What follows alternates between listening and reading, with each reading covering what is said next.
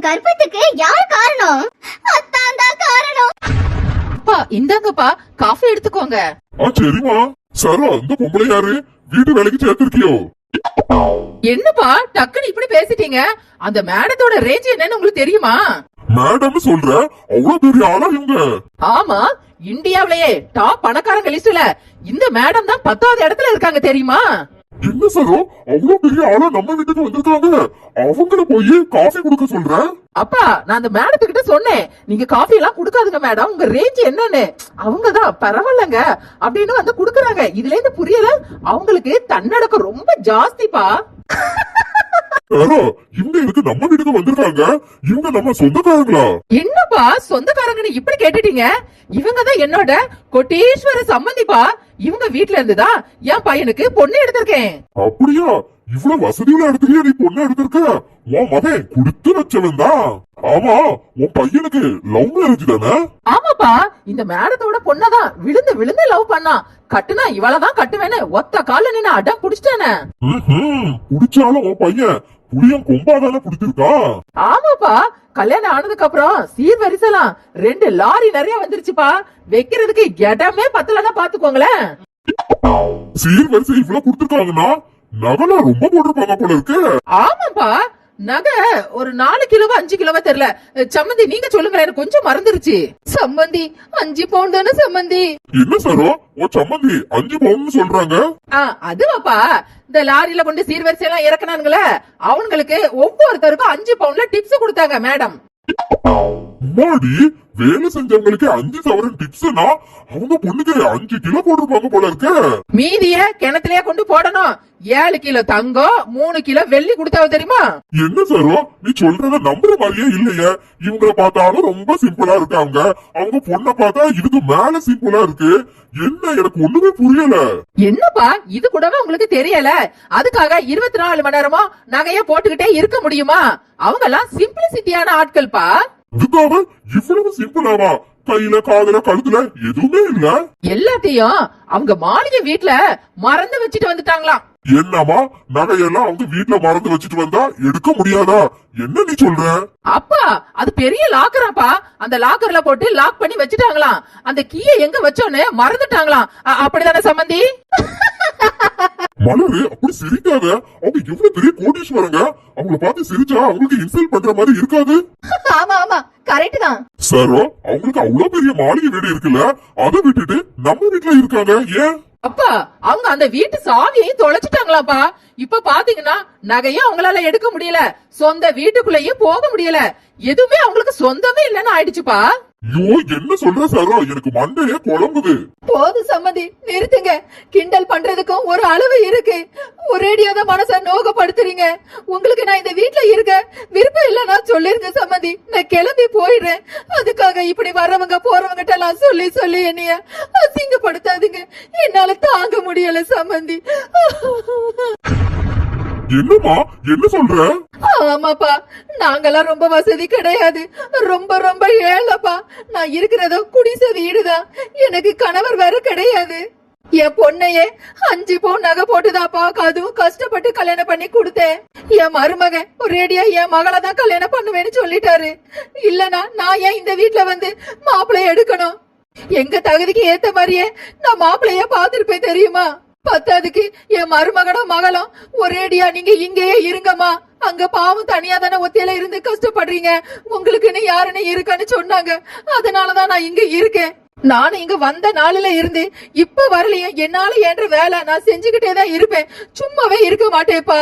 சரி, நம்ம சம்மந்தி தானே, பேசினா பேசிட்டு போறாங்கன்னு நானும் பொறுமையா தான் இருந்தேன். எவ்வளவு நாளுதாப்பா நானும் இப்படி பொறுமையா இருக்க முடியும்? எனக்கும் மனசு வலிக்குது. அப்பா, இந்த பிச்சைக்காரி நீலி கண்ணீர் வடிக்கிறேன்னு நீங்க நம்பவே நம்பாதுங்கப்பா. இவ எப்படிப்பட்ட ஆளு தெரியுமா? மோவாலையே எங்க தள்ளிட்டு கமங்க வந்து செட்டில் ஆயிட்டா. அப்பா, என்னங்க பிள்ளை எதுக்கு அடிக்கிறீங்க? அவன் என்ன சின்ன பிள்ளையா அடிக்கிறீங்க? வாய மூடு. முதல் அடி உனக்கு தான் கொடுத்துருக்கணும் பாத்துக்க. பிள்ளைய என்ன லட்சணமா தானே வளர்த்து வச்சிருக்கா? ஏண்டி, உனக்கு அடுத்தவங்க கஷ்டம் கிண்டலா போச்சு என்ன? ஏன் பையனை அடிக்கிறிய? நான் உண்மையை வேற சொன்னேன். அல்ல உடைச்சிடும் பாத்துக்க. அந்த பிள்ளைய மனசு எவ்வளவு நீ நோகடிச்சுட்டு இருக்க. நானும் சரி உன்னல நினைச்சிட்டு இருந்தேன், இப்போ தானே தெரியுது உன் லட்சணம். இன்னொரு வாட்டி இந்த பிள்ளையையும் அவன் மொபைலையும் நீ ஏதாவது சொன்ன நடக்கிற கதையை வேற பாத்துக்க. உன் நிலைமைய நீ யோசித்து பாத்தியா? உன் புருஷனுக்கு ஏதாவது ஒண்ணு ஆச்சுன்னா நீ எங்க போய் நிப்ப? தெருவுல தான் போய் நிப்ப. நினைச்சுக்க. ஏன் எனக்கு என்ன பிள்ளை இல்லையோ? உன் குடத்துக்கு எந்த மருமகா கூட இருப்பா? அவன் புருஷனை கூட்டிட்டு தனியா போயிருவாங்க. நீயும் உன் தாயும் கடந்து வீட்டுக்குள்ளே கடந்து சாவுங்க. சரி போதுமடி, இப்ப உனக்கு ரொம்ப சந்தோஷம் தானே? நீ நீலி கண்ணீர் வடிச்சு எங்க அப்பாவை நம்ப வச்சு என்னை அடிக்க வச்சுட்டல. நீ எங்க அப்பாவுக்கு பொண்ணுனா ஒரே பொண்ணு நான் தாண்டி. அவ்வளவு பாசமா இருப்பாரு. அவரையே என் மேல வெறுப்பு காட்ட வச்சுட்டல. நீ எடி சாரா, இதையும் உன் அப்பா கிட்ட போட்டு கொடுத்தாலும் கொடுத்துருவா. இருடி இரு, எங்க அப்பா இன்னும் கொஞ்ச நாளையில துபாய்க்கு போயிருவாரு. அப்போ நீயும் உன் மகள் இங்க தானே இருப்பீங்க. என்னென்ன பண்றேன்னு பாருங்கடி. அத்தை, மணி 10 ஆகுது. இந்த இட்லி சாப்பிடுங்க அத்தை. சாப்பிட்டுட்டு மாத்திரை போடுங்க.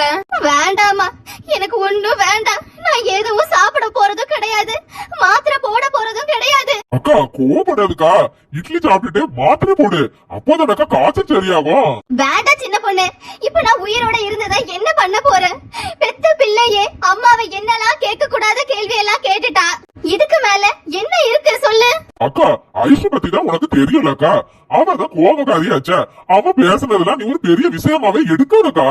இல்ல சின்ன பொண்ணு, உனக்கே தெரியும் ஐஷுவ 4 வருஷம் கழிச்சு தவமா இருந்து பெத்தெடுத்த பொண்ணு.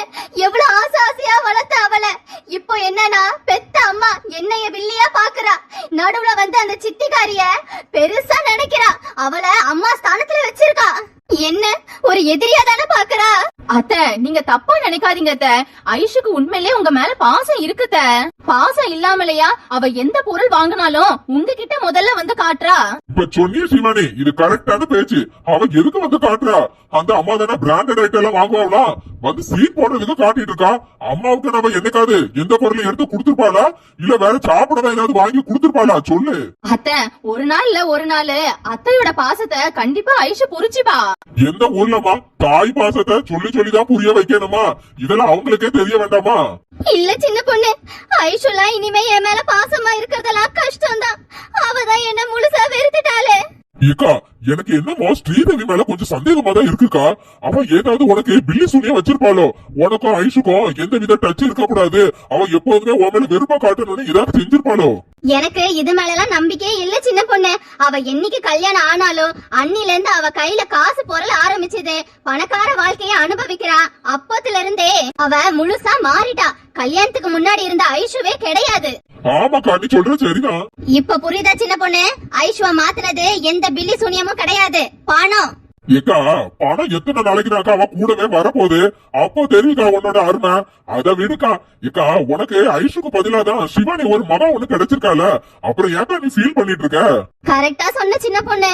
எனக்கு ஐஷு இல்லாத குறைய சிவானி தான் ஒரு மக மாதிரி இருந்து என்கிட்ட எவ்வளவு அன்பா இருக்கா தெரியுமா? பாவக்கா, சிவானிய பாரா, அரை மணி நேரமா இட்லிய கையிலே வச்சுட்டு நின்னுட்டு இருக்காக்கா. சாப்பிடக்காக பிள்ளைய பார்க்க பாவமா இருக்கு. சிவானி குடுமா. இந்தாங்க அத்தை. என்ன சித்தி, எங்க அம்மா ஏதோ மூடிட்டு படுத்துட்டு இருக்கிற மாதிரி இருக்கு. என்ன ஆச்சா உங்களுக்கு? ஐயோ, பெத்த அம்மாவுக்கு என்ன ஆச்சுன்னு கூட தெரியல. அந்த லட்சணத்துலதான் இருக்காளுங்க அம்மாவும் பொண்ணும். சரி, கொஞ்சம் கொளுத்தி போடுவோம். என்ன ஐஷு, உங்க அம்மாக்கு என்ன ஆச்சுன்னு உனக்கு தெரியாதா? நீங்க வேற சித்தி, எனக்கும் எங்க அம்மாவுக்கும் இருக்கிற உறவெல்லாம் முடிஞ்சு கரெக்டா ஒரு நாள் ஆச்சு. அடடா, உறவே முடிஞ்சு போச்சா? ஹே சுபா, என்ன ஆட்டம் போட்டடி. கடவுள் இருக்காருடி. என்ன ஐஷு, டக்குனு உறவே இல்லன்ட்ட உங்க அம்மா மேல நீ எவ்வளவு பாசம் வச்சிருப்ப? அது உங்களுக்கு தெரியுது, அவங்களுக்கு தெரியலையே. அவங்களுக்கு அந்த பூமாரியும் சுபியும் தான் உண்மையான பிள்ளைங்க. நான் எங்கேயோ இருந்து தத்தெடுத்து வந்தவதான் போல. என் மேல எப்ப பார்த்தாலும் எரிஞ்சுதானே விழுறாங்க. இப்படி எல்லாம் பேசாத ஐஷு. என்னதான் இருந்தாலும் அம்மாவை அப்படி தூக்கி எரிஞ்சு பேசலாமா? ஏதோ கோவத்துல பேசிருப்பாங்க. பரவாயில்ல சித்தி, நீங்க எங்க அம்மாவுக்கு எவ்வளவு சப்போர்ட் பண்ணி பேசுறீங்க. ஆனா எங்க அம்மா இருக்காங்களே, அந்த ஸ்ரீதேவி கூட எல்லாம் அவ்வளவா பேசாத. அவகிட்ட முக்கியமான விஷயத்தெல்லாம் சொல்லவே சொல்லாத. அவ ஊர் ஃபுல்லா பரப்புவா. அவகிட்ட ஒரு விஷயத்த சொன்னா அத ஊதி ஊதி பெருசாக்கி 1க்கு 2 எல்லார்கிட்டயும் சொல்லுவான்னு உங்களை பத்தி எவ்வளவு கேவலமா பேசுவாங்க தெரியுமா? அடி பாவி, உன் பிள்ளைகள் எல்லாம் இப்படிதான் சொல்லி கெடுத்து வைப்பியா? விடு ஐஷு, உங்க அம்மா பேசினா பேசிட்டு போறா. கல்யாணம் ஆன புதுசுல நான் வாங்காத ஏச்சு பேச்சா? அவ என்ன எவ்வளவோ கேவலமாலாம் பேசிருக்கா. நம்ம என்ன திட்டவா செய்யறோம்? நம்ம பாட்டுக்கு அமைதியா அழுதுகிட்டு போயிருவோம். சப்போஸ் எதிர்த்து 2 கேள்வி கேட்டேன்னு வச்சுக்கோயேன், உடனே உங்க அப்பா கிட்ட போய் நீலி கண்ணீர் வடிச்சு 1க்கு 2 போட்டு கொடுப்பா. உங்க அப்பா என்ன அடிப்பாரு. இதான உங்க அம்மாவுக்கு வேலையே.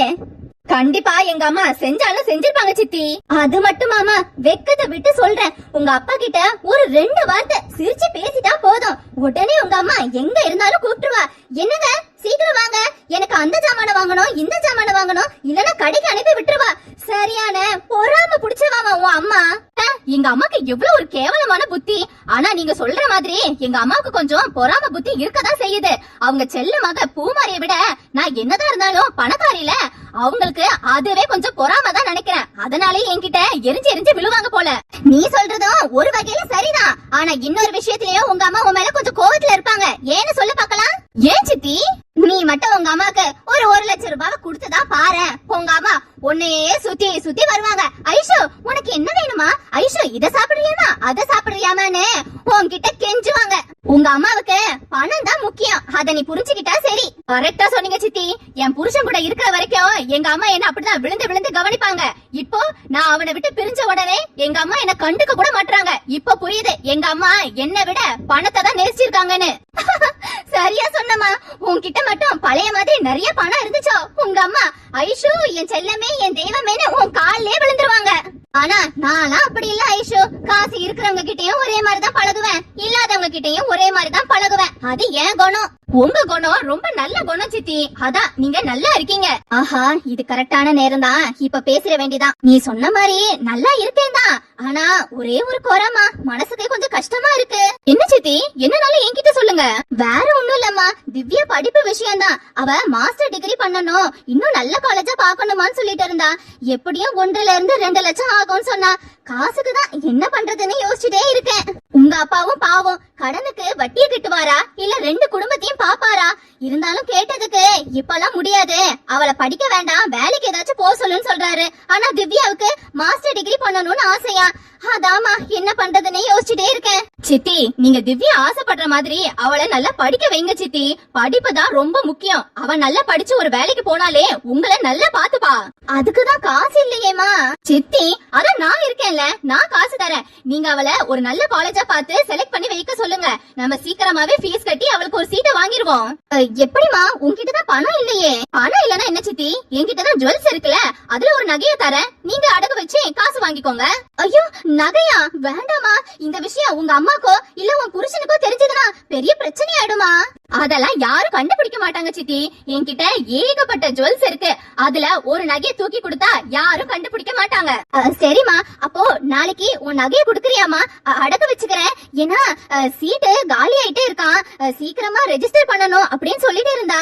நாளைக்கு எதுக்கு சித்தி, இன்னைக்கே எடுத்து கொடுக்கறேன். ஆனா அந்த ரூம்ல தான் எங்க அம்மாவும் சித்தியும் இருக்கிறாங்க. அவங்க போன உடனே நான் உங்களுக்கு நகையை தூக்கி கொடுத்துறேன், சரியா? சரிமா, ரொம்ப தேங்க்ஸ் ஐஷு. ஐயோ சித்தி, தேங்க்ஸ் எல்லாம் எதுக்கு? நீங்க வேற யாருமா, என்ன பெத்த அம்மா மாதிரி தான். இத கேட்கும் போதே ரொம்ப சந்தோஷமா இருக்கு ஐஷு. கவலைப்படாதீங்க சித்தி. சரிமா. அட லூசு சுபா, கையிலேயே இப்படி ஒரு பணக்கார பொண்ண வச்சுக்கிட்டு நீ ஏண்டி இவ்ளோ கஷ்டப்படுற? என்ன மாதிரி இப்படி நைஸா பேசி வாங்கினா முடிஞ்சு போச்சு. அதுக்கெல்லாம் ஒரு குடுப்பனை வேணும் போல. இந்த அறிவெல்லாம் ஸ்ரீதேவிக்கு மட்டும்தான் இருக்கு. ஸ்ரீதேவி, உன் காட்டுல இந்த ஐஷு இருக்கிற வரைக்கும் எப்பவும் மழைதான். என்ன கண்மணி, உண்மையை சொன்னா நம்ம சொந்தத்துக்குள்ள பிரச்சனை வரும்னு சொல்ற? அப்போ நம்ம சொந்தக்கார பையன் தான் உன் கர்ப்பத்துக்கு காரணமா? இல்லக்கா, நான் சொல்ல மாட்டேன். எனக்கு ரொம்ப பயமா இருக்குக்கா. உண்மை தெரிஞ்சதுன்னா கண்டிப்பா பெரிய பிரச்சனை ஆயிடும். நான் யாரையும் நம்புறதா இல்ல. கண்மணி, நான் முன்னாடியே சொல்லிட்டேன், என்ன ஒரு கூட பிறந்த அக்காவா நினைச்சுக்கோ. உண்மையை சொல்லு கண்மணி, நான் சத்தியமா சொல்றேன், யாருகிட்டயும் சொல்ல மாட்டேன். அக்கா, நான் பெத்த குழந்தைய என் அக்காக்கு தூக்கி கொடுத்தேன். இது வரலையும் என் மாமியார் கிட்ட நானா வாயை திறந்து சொன்னதே கிடையாது. இந்த உண்மை கூட எங்க அக்காவாலதான் தெரிய வந்துச்சு.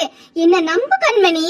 இவ்வளவு பெரிய விஷயத்தையே நான் மறைச்சிருக்கேன், அதனால நீ என்ன நம்பி சொல்லலாம். அக்கா, நான் உங்ககிட்ட உண்மையை சொல்லணும்னா என் வயித்துல இருக்கிற குழந்தை மேல சத்தியம் பண்ணுங்க அக்கா. இந்த உண்மையை யார்கிட்டயும் சொல்ல மாட்டேன்னு. கண்மணி, நான் குழந்தை மேல சத்தியம் பண்ணல, நான் ஏன் மேலயே சத்தியம் பண்ணி சொல்றேன். நான் கட்டின புருஷன் கிட்ட கூட சொல்ல மாட்டேன், ஏன் என்ன பெத்த அம்மா கிட்ட கூட சொல்ல மாட்டேன். போதுமா? சரிக்கா, நான் உங்களை நம்பி சொல்றேன். ஆனா நான் உண்மையை சொன்னதுக்கு அப்புறம் நீங்க கண்மணியை வெறுத்துற மாட்டீங்களே? இல்லம்மா, நான் எப்படிமா உன்னை வெறுப்பேன்? சரிக்கா. சரி சொல்லு கண்மணி, உன் கர்ப்பத்துக்கு யார் காரணம்? அக்காவோட புருஷன். அத்தான் தான் காரணம். எந்த அக்காவோட புருஷன்? சொல்லு கண்மணி.